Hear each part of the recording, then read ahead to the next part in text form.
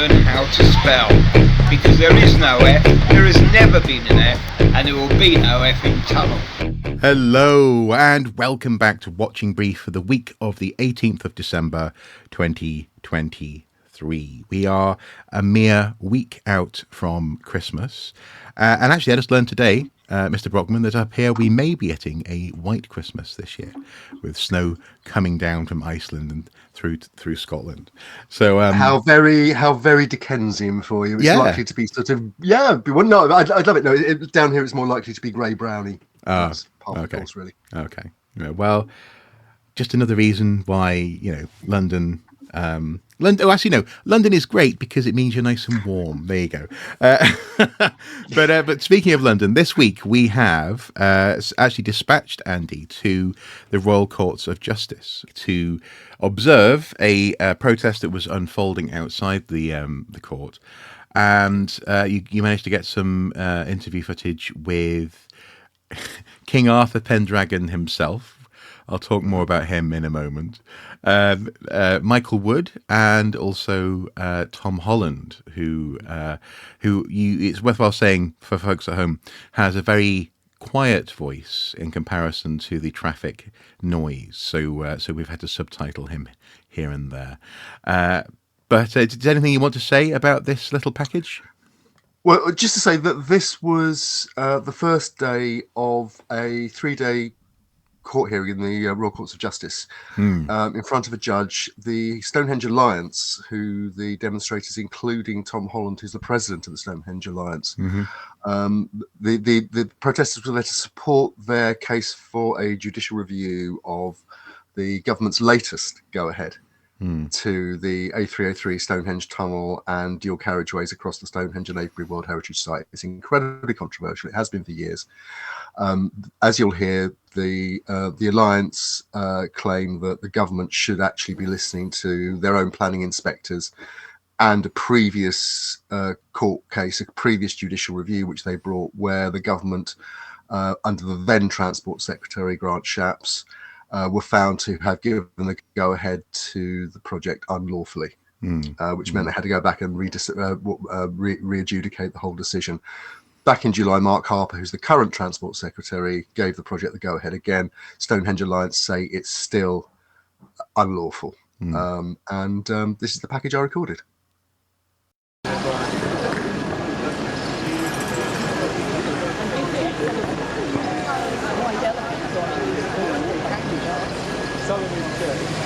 It's our greatest historic landscape, and there's absolutely no reason for this. It's complete waste of money, but it will destroy part of the wider landscape. We're not talking just about the stones. We're talking about, I don't know how many, 15, 16 square kilometers of ancient remains in the landscape around. So the beauty and enjoyment of the wider landscape will be ruined by this as well. So they should think again. And you can hear the god of thundering that this morning as we speak. And one quick last question before we get completely dumped on. A number of professional archaeologists, particularly from the sort of contracting units, who might stand to get a lot of work out of the Stonehenge Tunnel project, Highways England project, have pushed back against the Alliance for quoting people, to be frank, like yourselves, who aren't archaeological professionals, and they say basically everything's everything's fine. How would you answer that criticism? Well, first of all, I would say that large numbers of archaeologists are very opposed to it on purely archaeological grounds. But my main response would be to say that this isn't simply a matter of archaeology. This is a sacred landscape, and for me, the government's plans are a desecration. The vast majority of archaeologists in Britain are against this plan for very good reasons. And the landscape is people over the next hundreds and thousands of years should be able to go to Stonehenge and walk around and walk on the line of the solstice and see the whole landscape as an integrated landscape, and not see the mouth of some tunnel built in the 2020s that's long since fallen out of use.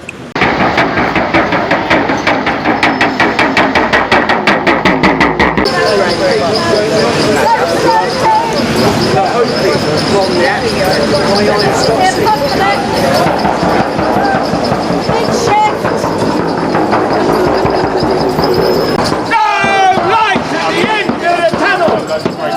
My name's Arthur Pendragon, generally known as King Arthur Pendragon. I'm a senior druid down at Stonehenge. And now, the Stonehenge tunnel saga really dates back into the 1990s, and I think you've lived through it all. Can you tell us, what does it feel like to be back here again? It goes back further than that. It goes back actually to the 80s. I mean, initially, Marc were going to do the tunnel, and I said to them, well, as long as you basically budgeted for the biggest protests in Europe, go for it. And they said, how do you know there'll be a protest? I said, well, I'll be leading it. And fresh off the back of Twyford Down and the Newbury campaign, they took me seriously. That was for a cut and cover. Well, we beat them then, and we beat them in the 90s, we beat them in the noughties. We keep beating them. But this government, and all successive governments since then, have behaved like children. They jump up and down and they wait for an answer that they want. Because basically I've spent the last couple of years giving evidence to a public inquiry. Prior to that, I was involved in public consultations galore.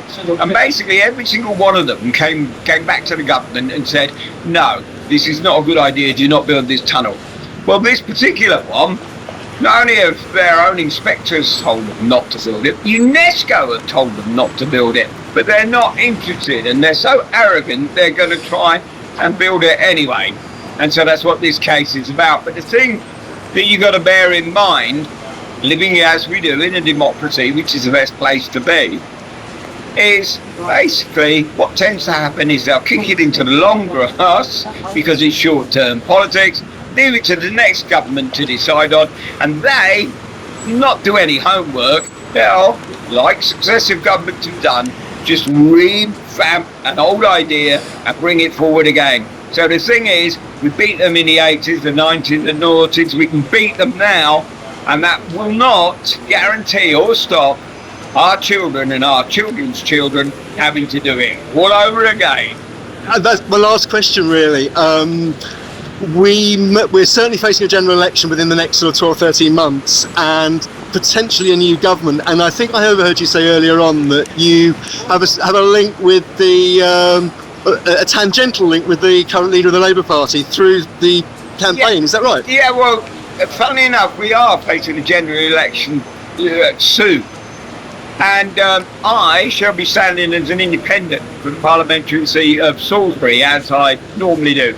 In fact, the first time I ever stood for election, I was a member of the Green Party, but because I don't believe in party politics, I always stand as an independent. And funnily enough, over Stonehenge, we've been fighting many different things. And if you look at my battle standard, or take a photograph of it in a moment, you will see on there it says European Court 98. I took them to the court at Strasbourg over their so-called exclusion zone in and around Stonehenge. And funnily enough, the young barrister, as he was then, who assisted, was one Keir Starmer. Now, obviously, leader of the Labour Party. At that time, he was a civil rights lawyer and a young barrister working for Doughty Street Chambers. So I'm well versed with British politics, and I tell you, seriously, as the proposed independent parliamentary candidate for Salisbury, this tunnel isn't going to happen, because all you got to do is learn how to spell, because there is no F, there has never been an F, and there will be no F in tunnel. Spend it on the NHS! Spend it on the NHS! Spend it on the NHS! Spend it on the NHS! Spend it on that!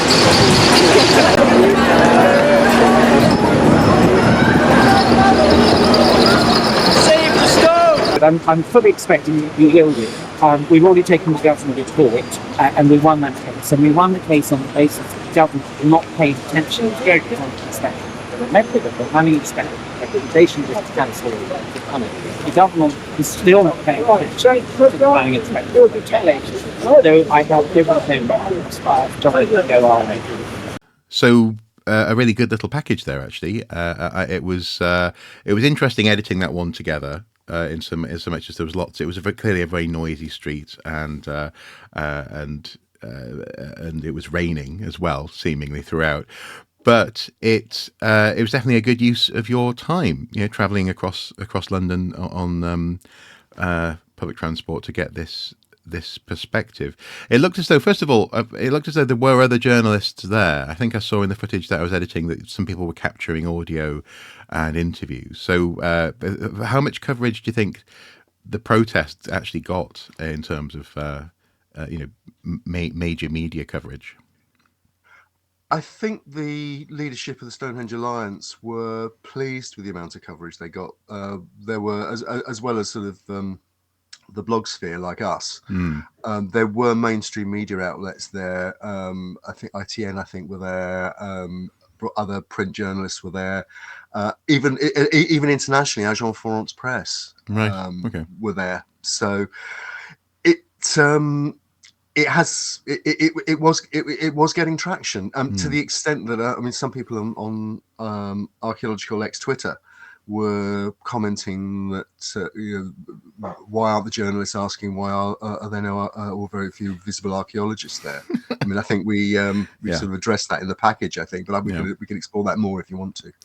Well, actually, on that front, I guess there's an implication in that question. Where are the archaeologists? The implication being that archaeologists should be heard more than local residents, more than people who have a long-standing connection, whether or not it's deemed to be prehistorically significant and or legitimate to the monument, and also as well who have a right as citizens of this country to be concerned about probably the most famous archaeological monument in this country. But the implication being, though, that some of those voices don't necessarily matter as much. And I have to say, for my part, I am somewhat guilty of not particularly liking Arthur Pendragon. He's a self-proclaimed reincarnation of the likely mythical King Arthur Pendragon. He is king of the Druids by some measures. Or leader of the modern Druidic movement by some measures, and being, as I've said this before, being a good Welsh boy who's been to Eisteddfod several times, I both love and respect the Druidic traditions, but also as well I recognise their limitations, and this has led me in the past to see Arthur Pendragon's proclamations about the monument as being inauthentic. So, for example, from an archaeological perspective, in the past, I have said, well, if this monument is so directly connected to his beliefs and other Druids, why can't he explain what we're about to find, as opposed to responding to what has been found? If it's such a clear and obvious connection with the monument, why doesn't he understand it in a way that archaeological data seemingly continues to reveal? Now, that's unfair because we know the modern Druidic movement is the modern cycle. It's not connected to Stonehenge and never really actually has been, but it has been adopted by Stonehenge. And this is where I understand archaeologists' irritation, but I've also always said, just like other archaeologists, that Stonehenge has been adopted by subsequent cultures throughout time. Bronze Age barrows are buried in the landscape around Stonehenge because they seemingly wanted to be connected to this thing that was already there. They may not have fully understood it themselves, but it doesn't make the burial or the cultural connotations and connections any less legitimate. And time has only added to that perceived legitimacy. So I feel as though, I have the capacity to be a bit unfair to him, because I think because there is something there that just irks me a little bit in terms of what appears sometimes to be slightly a cosplay-ish element to what's happening.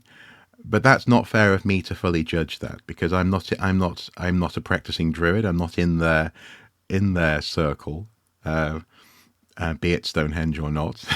And also as well, I'm not. In that sense, I'm not interested in trying to understand modern Druidism. The main reason I think it's irked me is because of probably bias on my part. You know, I recognize and understand the poetical competitions that happen at the Eisteddfod and the handing out of wreaths to writers and songwriters and so on and so forth as something which is wonderful and culturally significant. And therefore that has led me in the past to presume that clearly this is just annoying. But it is nonetheless legitimate. And I think that's an argument that you have been... That's a perspective that you've been putting forward, isn't it, Andy, on Twitter, that seemingly some archaeologists have pushed back against for similar reasons. This notion of authenticity of connection to the monument is one which I think archaeologists get hung up on. And I increasingly, I think it's ironic because in other contexts, we argue for legitimate adoption and appropriation of historic monuments in the landscape. And we've talked about the rights of modern indigenous peoples to have their traditions respected. For example, we talked about over the Netflix documentary Ancient Apocalypse, the appropriation of the Serpent Mound in Ohio by the Graham Hancock and his followers, and how unfair that is on the native cultures who built it and whose modern descendants ask for their ownership, if you like, their presence in that space to be respected. So, but I suppose on that point of authenticity, we don't insist that those communities forego modern technology, don't drink alcohol, don't use a mobile phone in order to be authentic, and yet we and I am and have been guilty of this sort of thinking with regards to these homegrown, slightly wacky cultural movements and associations of saying, well, actually, you can't be authentic. Look, you drove here. You don't live in the landscape, and so on and so forth. It's double standards, actually. It's entirely okay that people feel an affinity for Stonehenge. It's absolutely fine. It's always happened, and it's going to continue to happen long after we're gone. Absolutely, and as we saw in the package and in the rest of the media coverage, the Stonehenge Alliance is supported by people who see themselves as following in the shaman tradition, for example, of various native peoples, and particularly, we talk about in connection with the cultures in Northern Europe in prehistory. And we try and understand their place and function within those societies. And I think in the end, who are we to say if someone believes they're following in that tradition and isn't hurting anybody? What right are we to say that their views are less valid than anybody else's? Certainly in cultural terms. I'm not talking about in archaeological terms. I'm talking about in cultural terms. And I think that is, and there are colleagues for various reasons, I think, who have taken a too narrow, a technocratic archaeological view of the Stonehenge tunnel. I mean, I've got history, if you like, in that I was living in Salisbury in the early 1980s. And that was at a time when there was an earlier controversy about whether the A303 was going to be dual carriageway to increase its capacity, or there was beginning to be talk of a tunnel and whether that was going to be a cut and cover tunnel, which was the cheapest option, and eventually went forward under the Labour government, the post-97 Labour government. So is that a tunnel where you essentially dig through in an open area and then you create a tunnel by covering it over again? That's right. And of course it's very destructive of the landscape above, which the current proposal isn't. No. At least of the it's not destructive of the landscape which the tunnel will go under. The rest of the World Heritage Site is more vulnerable, and that's part of the problem as they see it. But what happens to the A303 Stonehenge going back into the early 80s? If I mention phrases that are Googleable, like Battle of the Beanfield and the exclusion zone around Stonehenge on the midsummer solstice, traveller convoys, those were countercultural or expressions of the counterculture and the attempts of the establishment to deal with the counterculture associated with Stonehenge 30, 40 years ago. And I think we're at risk of forgetting that history and that engagement. Now, you talked about Arthur Pendragon. You heard in the package, he said that, yeah, he started off as a Green Party member and a Green Party activist. His activism and lifestyle has taken a different direction. You'll have heard he's a very compelling performer. He's visually striking. He uses language very, very effectively. And that's why he's got the profile that he has, as well as the fact he's saying things that some people want to hear. And I don't think that the fact that he wears that robe and circlet and takes his battle standard out and christens himself, King Arthur Pendragon, leader of the Druids, king of the Druids, that actually, that's, if you like, a calling card. It doesn't invalidate what he says when he gets there. No, it doesn't. And also, as well, to be fair, the tone of what he says and how he says it, I personally find distasteful. I don't necessarily like it. It's a little bit up yours, Delors, isn't it? Oh yeah, absolutely. But at the same time, it's a very up yours, Delors exists because it's very effective, and it was very effective. And we remember it. I mean, that was the sun. Probably again nearly 30 years ago under Kelvin Mackenzie. Yeah. No, exactly. Yeah. Kelvin Mackenzie's editorship. So I think this plays a little bit into. So I've admitted to my previous biases, or my bias that probably still exists actually in terms of modern Druidism, but also as well, I think it plays into how archaeologists would prefer this sort of conversation unfolds. We'd much rather it was, sort of civilized and informed and had a pipe perhaps close by, and that we somehow imagine that proper custodianship of the landscape of the monument, and also how we sort of imagine people existed in that landscape in the past, involves a sober, serious, considered, anthropologically sound, politically correct approach. And I hate that term, politically correct, because it's misapplied by so many people, but people know what you mean when you say it, to talking about the past.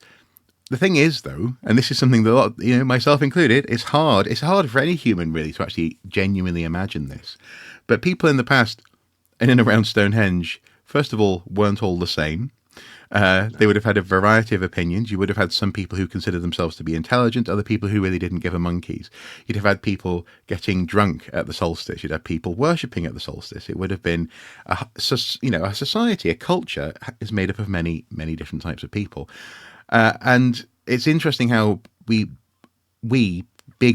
archaeologists, not big archaeology, that's something else entirely, big archaeologists in general tend to want to imagine that they are being respectful when they imagine almost a section of society and the use of the past in a similar way to how we approach it, with adoration, respect, care and concern and consideration. And other expressions are deemed to be somehow lesser, lower cultural vocabulary, for example, or a less informed version of interaction with the past. And it's difficult. It can be difficult when so. And I've talked about this in other contexts. Psychologically, it's the so-called curse of knowledge. It's hard to. You're separated from someone when you learn something that they don't know. But also, as well, you have a tendency, because you don't know what they do know. You have a tendency to sort of isolate and create little pockets of cultural knowledge that you deem to be better or more worthwhile, more worthy, more reliable than others. But the truth is, society is constantly reinventing and renegotiating these things, and the Druids have survived that for the past couple of hundred years, few hundred years. We can't keep making the argument that, well, they're not really legitimate. William Stukeley and co. were doing an early form of landscape archaeology, and they were attempting to experience the monument. It's, it's laudable, but ultimately it's a failed experiment, and we really shouldn't pay attention. No, tough. Who cares if archaeologists began it? It happened, and it's a legitimate expression, even if it doesn't make use of the latest radiocarbon dates, and it's not taking note of bluestone chippings found in Aubrey holes and all this kind of thing. It is in fact legit, and that's something that we unfortunately tend to miss out on. But the best archaeologists don't. I think a couple of my people who've influenced me over the years really came around to this in their later years, and maybe it's just something that comes along with experience. Do you think that might be the case? I mean, when you were younger, do you think you might have been a bit more? No, the Druids have no place in this landscape, or not?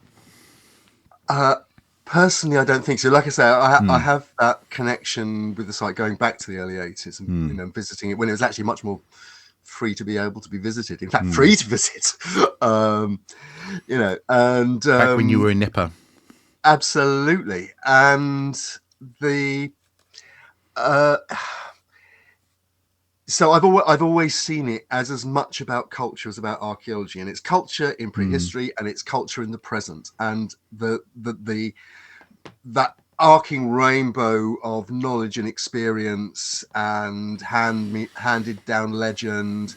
I remember, when I read, I got into the history of the British Dark Ages, and I'm sure we'll talk about it in Unstratified Entertainment at some point. But the adaptation of Bernard Cornwell's Winter King about King Arthur is coming up, is being released imminently. But remember Merlin, the legend of Merlin and the Giant's Dance, and Geoffrey of Monmouth.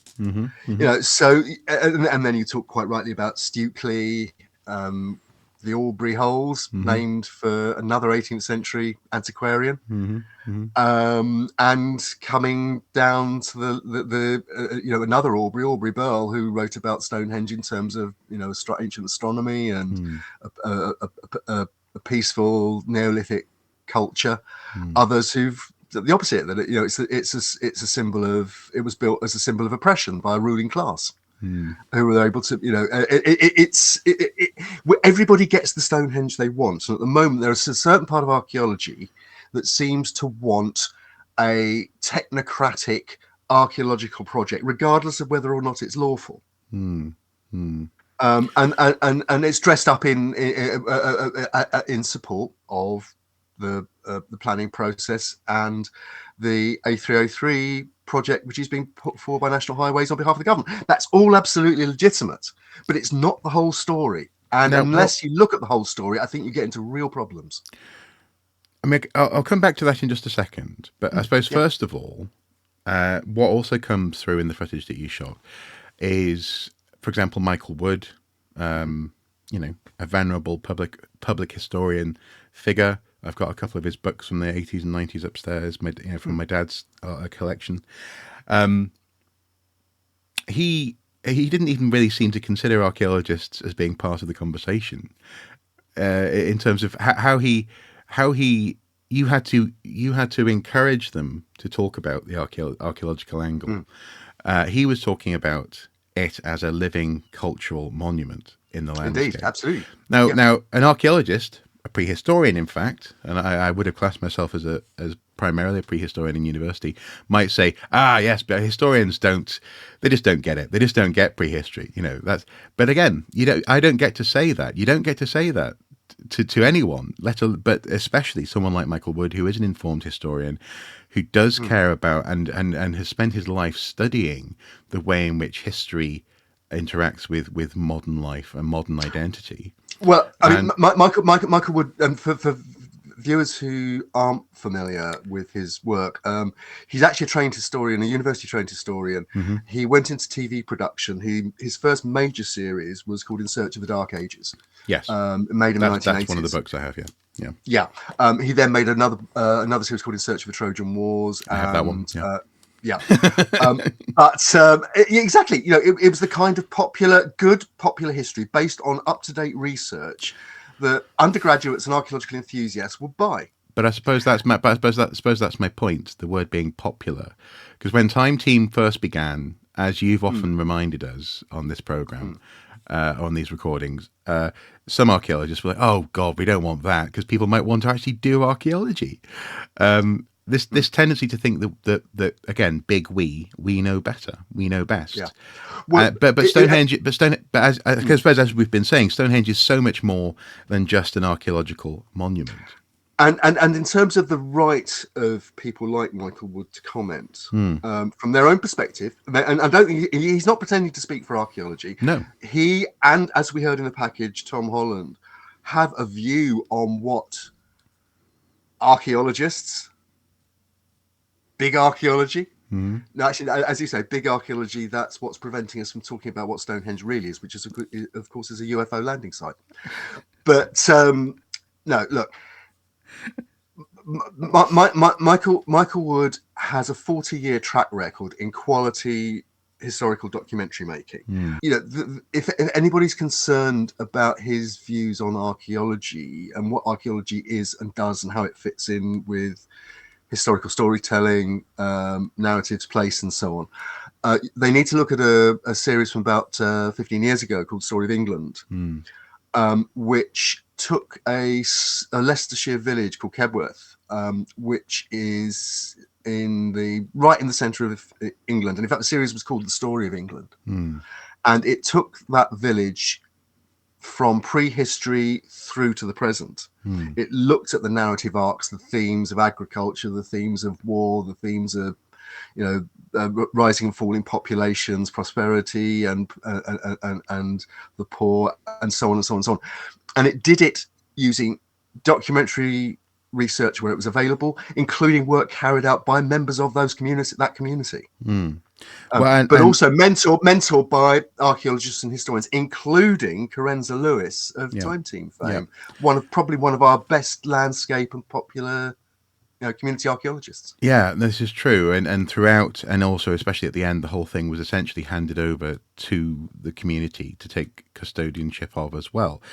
But, that's right. And while all of this is true, and the fact that he can work with archaeologists is true, and the fact that he knows how to put stuff into a long form timeline is true, what I find most striking about his perspective is how people have a right to interact with that monument in 100 years' time, 1,000 years' time, 10,000 years' time, in a way which has to be considered.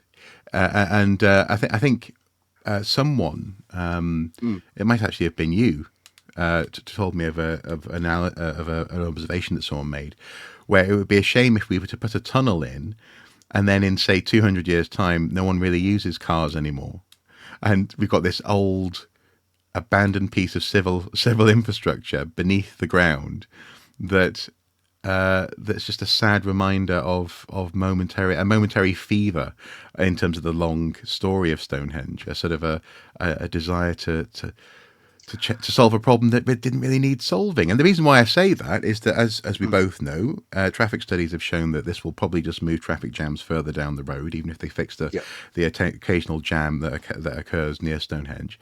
But also as well, and this is one of the things that I often think about, is the way in which there's been a road there for recorded history. We can't restore it. We have nothing that tells us how to restore it. There's nothing to compare it to, except we cover essentially the road in grass again. But is that legitimate? Is that legitimate? I don't think it is. It's already been done. Was it the A304 that went past Stonehenge was actually closed and is now grassed over? Yeah, but look, on Michael Wood's point, I'd say two things. Well, no, it's landscape change. Yeah. Now, I'd say two things. It's aesthetic. Point.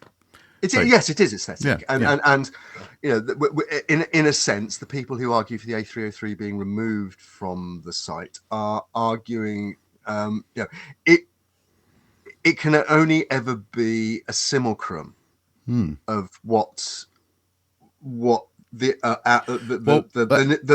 people who built Stonehenge would have seen and experienced. Yeah, because now, because for a start, you have to reforest significant portions of that landscape if you're going to have an accurate landscape, and so on and so on. Yes. Which is and most of which is currently farmland and used for grazing and uses, God forbid, modern day tractors. Yeah, exactly. 21st century farming is also happening on that landscape, and that shapes the landscape. So go on.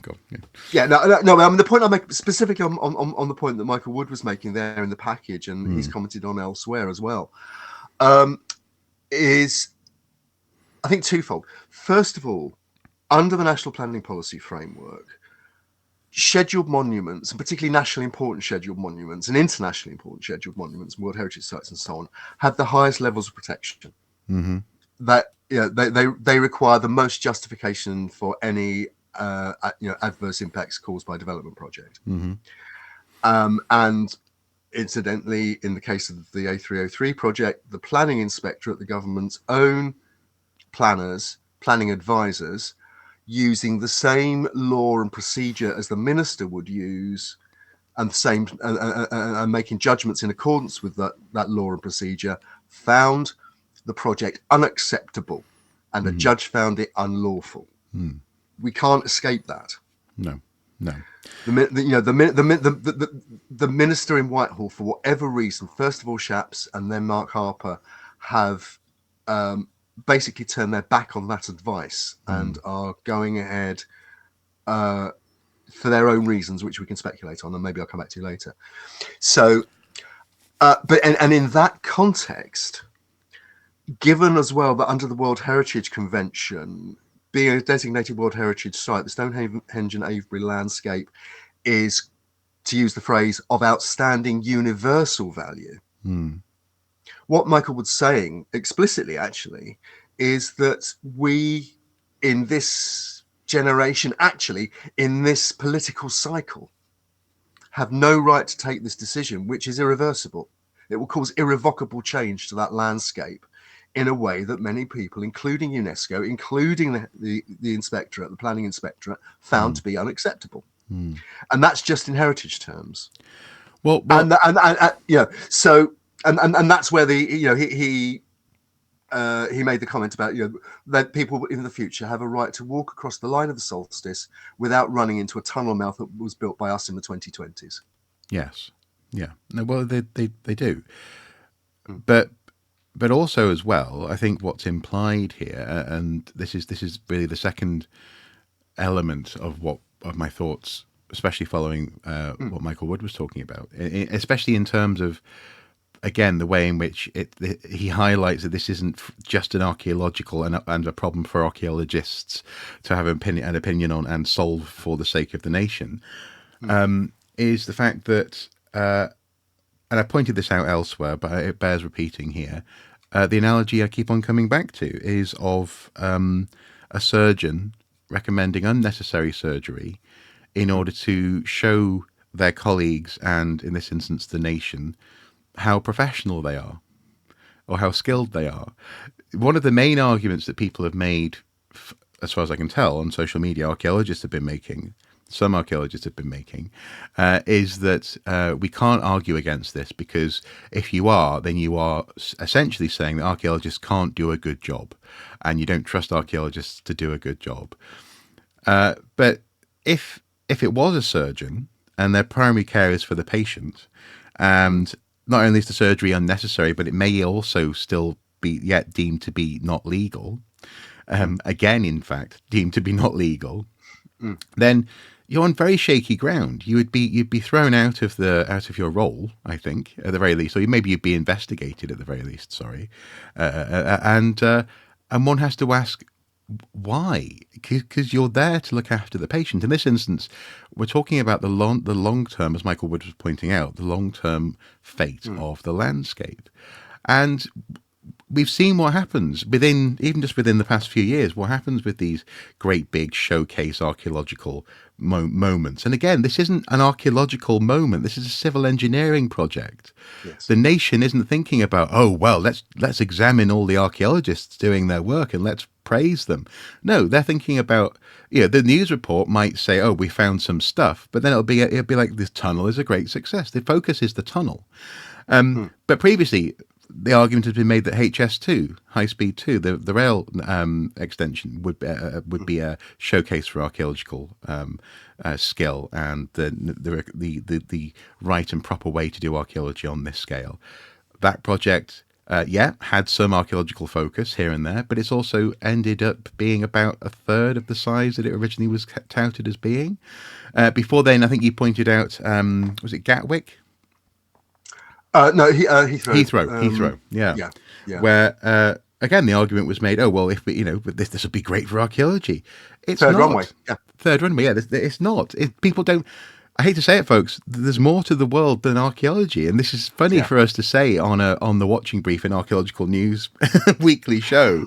But there is more to the world than archaeology, and I can't help but think that the long-term fate of not only Stonehenge but actually archaeology in this country has to rely on more than every few years getting excited about the whims of senior politicians and their civil engineering projects.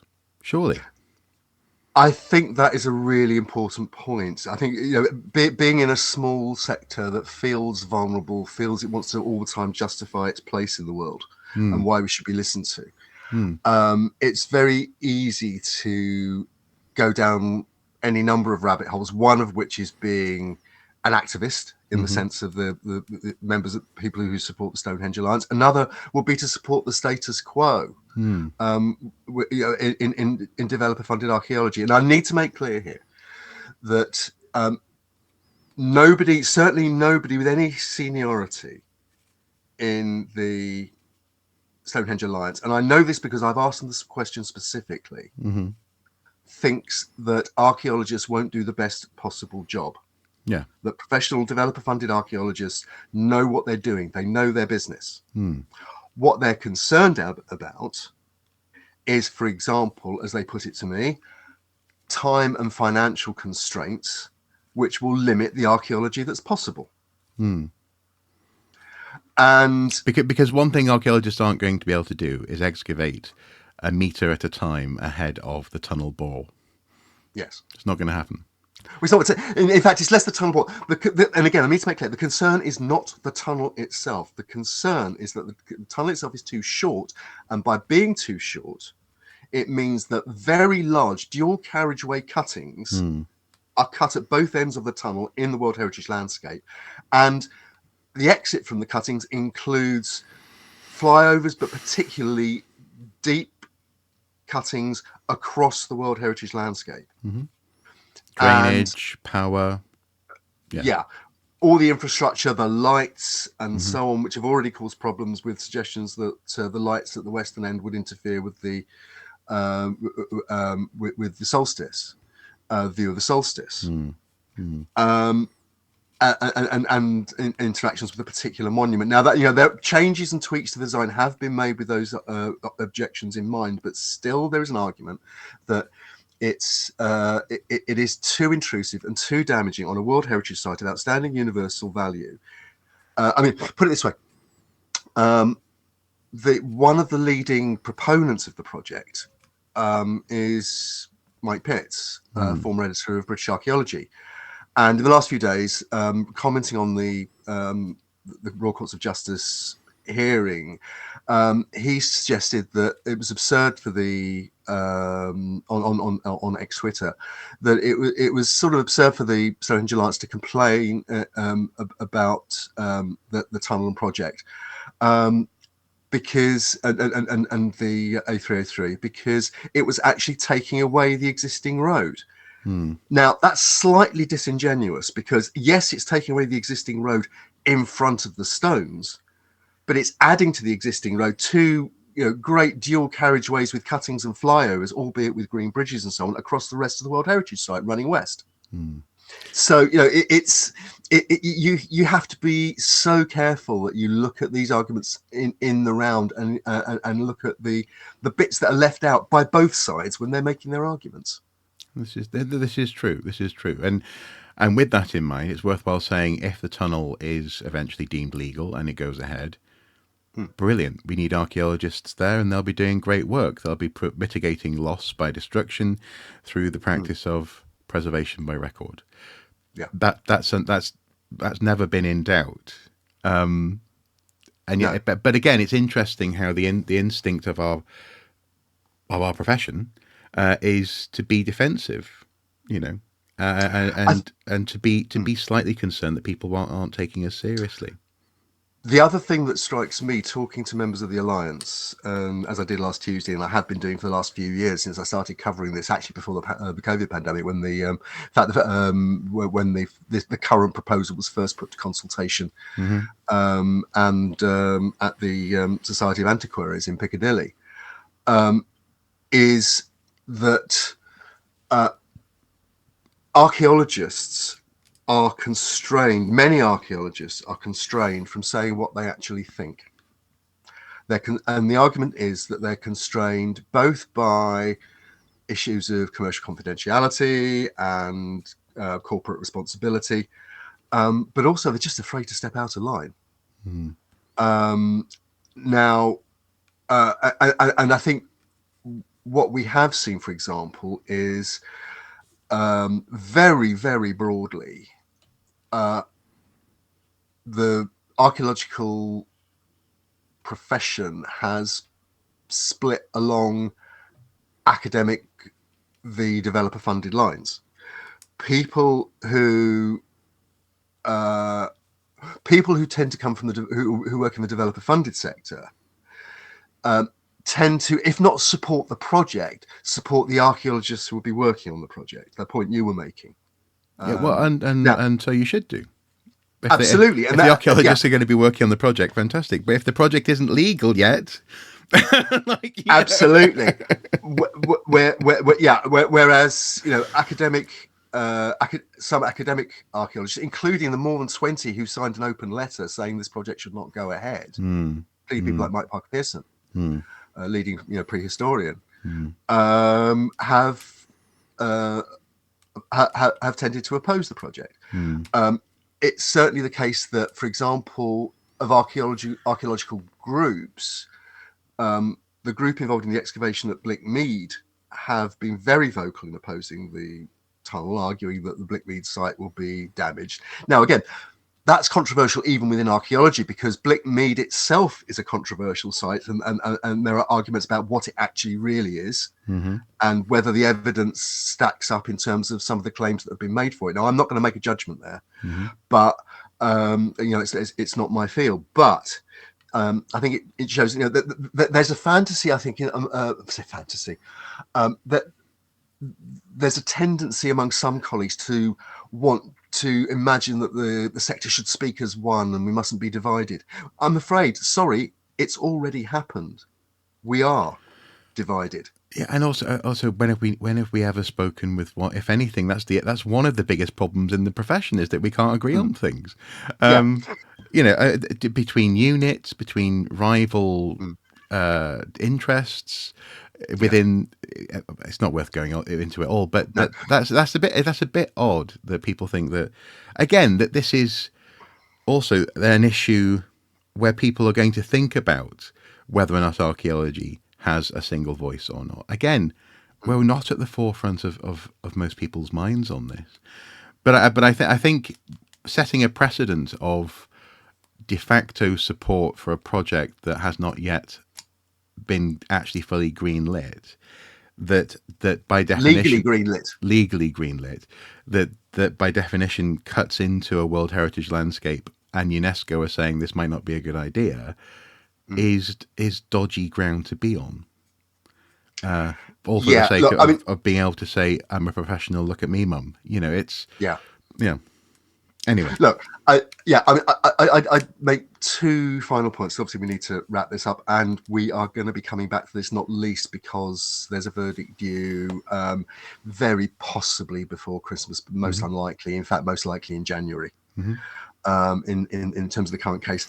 And even when that verdict comes down, whichever side wins, it is highly likely that the other side would attempt to appeal. yeah. So it ain't over yet. Yeah, it's not going Which might be, for example, why Michael Gove this morning in a speech about planning said that the government was going to be looking at the use of judicial review in planning issues. But that's a whole other story, which we'll come to another time. The final points I'd make are twofold.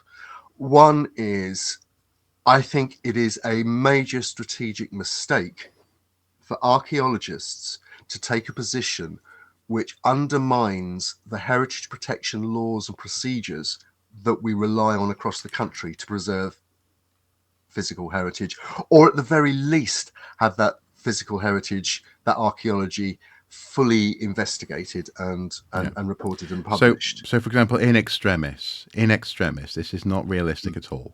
In extremis, if there was a proposal to put a road through Conwy Castle in North Wales,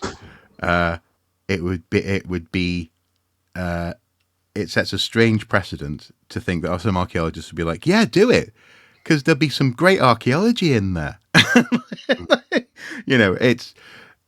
It undermines some very important principles about where you do and do not put roads. Yeah, for example. Yeah, exactly, or anything else. There's the famous quote in A Man for All Seasons where Thomas More is talking to Will Roper, his son-in-law, who's a very who's a Protestant and an activist, if you like, and a very muscular Christian. And More asks him, and so Will, if you could bring down the devil, what would you cut down every law that stopped you bringing down the devil? I'm paraphrasing here. And Roper says yes, and then More says, I'm protected by the law, and if all the laws have been laid waste, what's there? Where am I to hide? Where am I to? Where's the protection? And that is, I think, where we're at with this. If colleagues step back and look at this objectively, that's where we're at. And I think the other thing I would say is, and again, this comes from extensive conversations on and off the record with members of the Stonehenge Alliance. Although heritage is front and centre of this, because it's a World Heritage Site, also front and centre, and increasingly so, are issues of the community, and particularly the climate emergency and cost. Now, you heard in the package people chanting, spend it on the NHS. Now, that's false equivalence, arguably. The money that was saved on cancelling the A303 upgrade wouldn't necessarily go to the NHS. It might not even be spent at all. It might just go to reducing the government's balance sheet. But that is a live issue when the cost is already predicted to be north of £2 billion to say it's £2 billion to save, arguably, according to some figures, minutes before they hit the next traffic jam, which isn't on an area that's due to be duelled. So carbon, climate emergency, and cost are as significant. And again, archaeologists who say we can't engage with those specifically, that may be so, but that might not be that might be out of our area of expertise. But we have to recognise that in the communities that we work within, and that we often argue that we serve, that we do this for, that does matter. And as members of those communities, the climate emergency matters. Yeah, but also as well, how can you say you can't engage in those and yet you can engage in the validity of a civil engineering project? Makes no sense. People have made their own decisions about that and will continue to do so, and nothing we say is going to change that. Well, I'm not so sure. I think we can we can browbeat some people. I don't want to. I don't No, want I to don't know. browbeat. I don't want to browbeat anybody. What I want to do is, what I've been trying to do in all this coverage, is put the story. Honey, not vinegar. Yeah. Yeah. Put the story out there.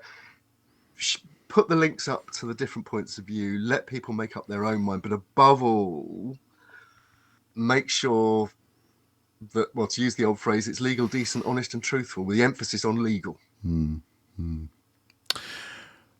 Well, folks, that has been a watching brief. Now, before we go, we would like to take a moment to invite you to submit questions for our 2023 festive fun project, and that is going to be something called Questionable Archaeology, which arguably what we've just spent the last half hour talking about. Exactly, yeah, questionable in many ways, yeah. But no, we've already had a few questions. Some of them are very serious. So, for example, one person has already asked, if you could excavate anywhere in Britain, where would you excavate? That's an interesting question. I'll have to think about that one. We've had a couple of silly ones as well, and that's what we're after. We're after silly and serious questions about archaeology, both now, in the past, anything you've ever thought about or wondered about, but also as well, actually, looking forward, any predictions you might have for archaeology around the world, in fact. All comers are welcome to Questionable Archaeology. And in fact, we're just passing out of 2023 when the famous British newspaper astrologer Mystic Meg passed away. I'm not sure whether she knew she was going to be passing away this year, but anyway. But yes, we're asking for your predictions for archaeology and heritage anywhere in the world for 2024. Bearing in mind there are general elections due in many places, not least in the United States and in the United Kingdom. So what do you want what do you think our politicians should and will do with heritage in 2024? Yeah, good question. In that sense, you can send your questions in either as a comment below. You can email us to the email address on screen. You can DM us at our various social medias. And it would be wonderful if you would consider sending in a video question. It'd be fantastic to get some funky faces on screen to ask these questions rather than just us reading them out during the video. But that's going to be happening at some point. The date's yet to be finalized, I think, but sometime between Christmas and New Year, and I'm looking forward to it. It should be fun. It's the first time we tried something like this, and we really want to try and make it work. We've always said that the Watching Brief is a conversation, and to join the conversation below the line, join the conversation below the line about Stonehenge and the other things we talked about this time round, not least the British Museum and the British Museum Review and the British Museum's new sponsorship deal with BP. But also, your questionable archaeology questions and your predictions for 2024. And in the meantime, as we're recording this in the week running up to Christmas, however you celebrate the holiday, wherever you're celebrating it, have a fantastic, safe and enjoyable time. Definitely. Until next time, take care, guys. Bye-bye. Bye-bye. Learn how to spell, because there is no F, there has never been an F, and there will be no F in tunnel.